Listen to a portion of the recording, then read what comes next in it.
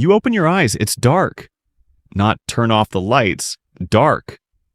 Total, suffocating, absolute darkness. You try to stretch your arms and they stop after 6 inches. You try to sit up and your forehead slams into something hard, smooth, and close. Very close.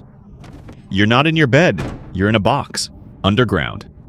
And somewhere above you, 6 feet of soil is pressing down on a lid that isn't opening.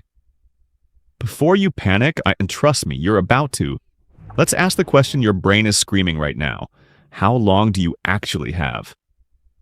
What does science say really happens inside a sealed coffin minute by minute, second by second, once the air starts running out? Stick with me because the real answer is far stranger and far more terrifying than anything a horror movie has ever shown you. Minute 1. The panic response. The first thing that happens isn't physical, it's neurological. Your amygdala, the brain's alarm system, floods your body with adrenaline and cortisol before you've even fully understood what's happening. Your heart rate can spike from a resting 70 beats per minute to over 150. Your breathing becomes rapid and shallow. This is called hyperventilation. And here's the cruel irony. The more you panic, the faster you burn through the one resource you cannot replace: oxygen. A standard coffin holds roughly 2 to 2.5 cubic feet of air. That sounds like a lot until you realize a resting adult consumes about 0.5 liters of oxygen per minute just lying still.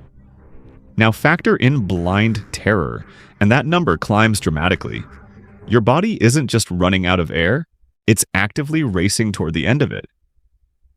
So what's the real number? How long do you have? Forensic studies and historical burial investigations, yes, this has actually been documented, suggest an average adult in a sealed wooden coffin, 6 feet underground, has somewhere between 5 and 6 hours before oxygen levels become critically low. Some estimates, factoring in soil type, coffin material, and panic-induced overbreathing, put the window as short as 2 hours.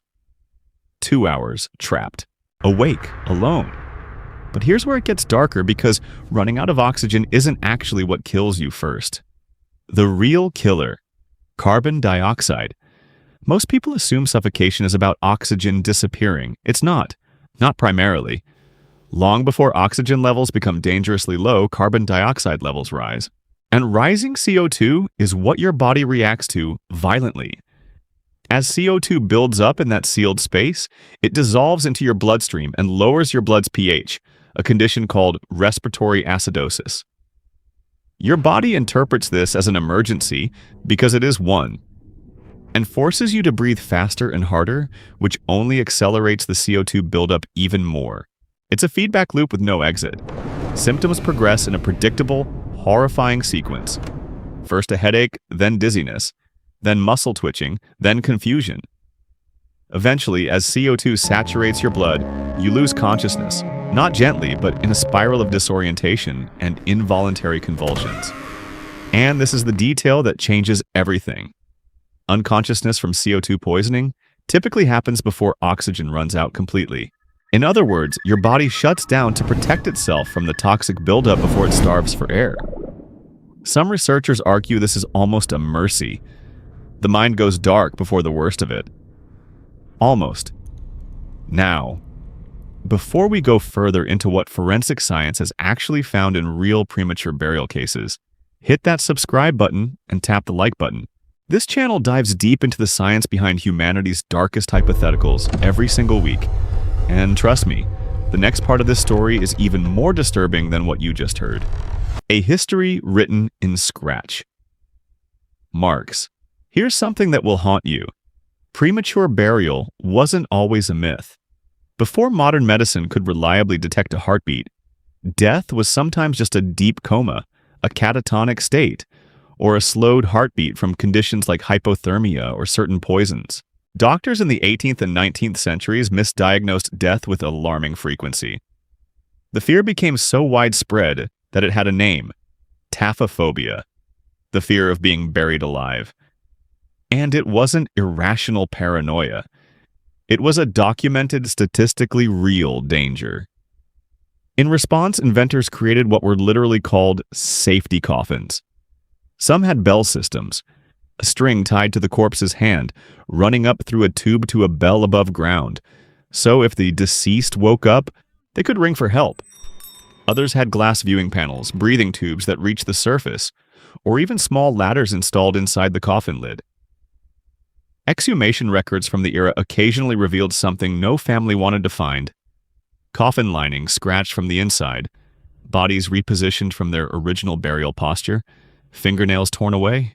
Forensic pathologists studying these cases developed something now called coffin birth, and other post-mortem indicators specifically because investigators needed a reliable way to distinguish genuine decomposition-related movement from evidence of a person who had, in fact, woken up underground. Let that settle for a second. This isn't folklore. This is documented forensic history. What your body would actually do.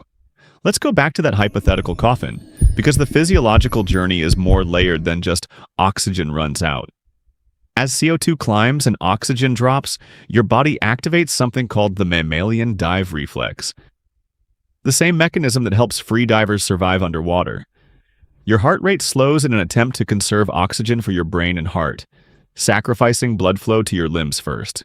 Your fingers and toes would go numb. Your extremities would start to feel cold even though your core stays warm because your body is triaging survival, funneling every drop of oxygen toward the organs it can't live without. Your brain, which uses about 20% of your body's oxygen, despite being only 2% of your body weight, becomes the top priority. But even prioritized, brain cells begin to suffer irreversible damage after roughly 4 to 6 minutes without adequate oxygen. In a slowly depleting coffin environment, this wouldn't happen instantly. It would be a gradual worsening fog, like a candle running out of wax. Confusion. Vivid, sometimes hallucinatory thoughts. A creeping detachment from reality as the brain, starved of what it needs, starts misfiring. Some survivors of near suffocation experiences, cave collapses, avalanche burials, industrial accidents, describe this stage as strangely peaceful, a kind of narrowing tunnel vision, both literal and psychological, right before the lights go out. Which raises the question everyone actually wants answered. Could you get out? Could you actually escape? Myth-busting time. Movies love the dramatic punch-through-the-coffin lid scene. Reality is far less forgiving. Standard coffins are built from wood reinforced with metal hardware, and once buried under several feet of packed soil, the pressure on the lid isn't just about breaking wood. It's about fighting the literal weight of the earth itself. Estimates suggest the pressure from 6 feet of soil bearing down on a coffin lid can exceed several thousand pounds. Even in a full adrenaline-fueled panic state, human punching force doesn't come close to breaking through both a sealed lid and that much compacted earth above it. There have been rare documented cases of people surviving premature burial, almost always because burial depth was shallow, the ground was loose or sandy. Rescuers arrived within minutes after hearing sounds from below, or the burial was in a mausoleum or unsealed vault rather than deep soil. In virtually every one of these rare survival stories, timing and depth were everything. Which is exactly why, historically, safety coffins and mandatory waiting periods before burial weren't paranoid overreactions. They were practical responses to a real, if statistically rare, danger. The psychological aftermath. For anyone who has survived a burial-adjacent trauma, building collapse victims, mining accident survivors, people trapped in confined spaces, psychologists have documented lasting effects.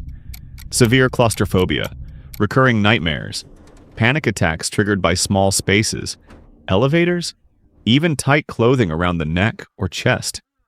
The brain doesn't just recover from an experience like that, it rewires around it, treating enclosed spaces as a permanent threat.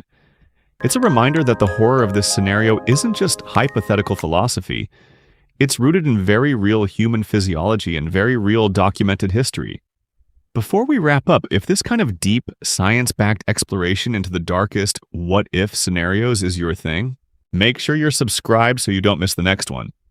And drop a comment down below telling me what terrifying hypothetical you want explained next. I read every single one, and some of your suggestions have become full episodes on this channel. So, what's the final verdict? Here's the unsettling truth. Waking up buried alive wouldn't be instant. It wouldn't be quick. It would be a slow, escalating cascade. Panic, rising CO2, acidosis, numbness, a fading mind, and in the rare cases where the ground was shallow enough and help arrived fast enough, a genuine chance at survival. But for most of human history, that chance simply didn't exist, which is exactly why entire industries, safety coffins, waiting mortuaries, forensic death confirmation, were built around a single chilling possibility that dead and gone aren't always the same thing.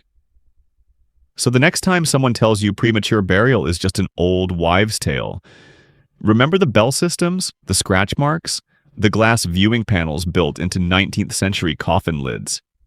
Science didn't invent this fear. Science confirmed it.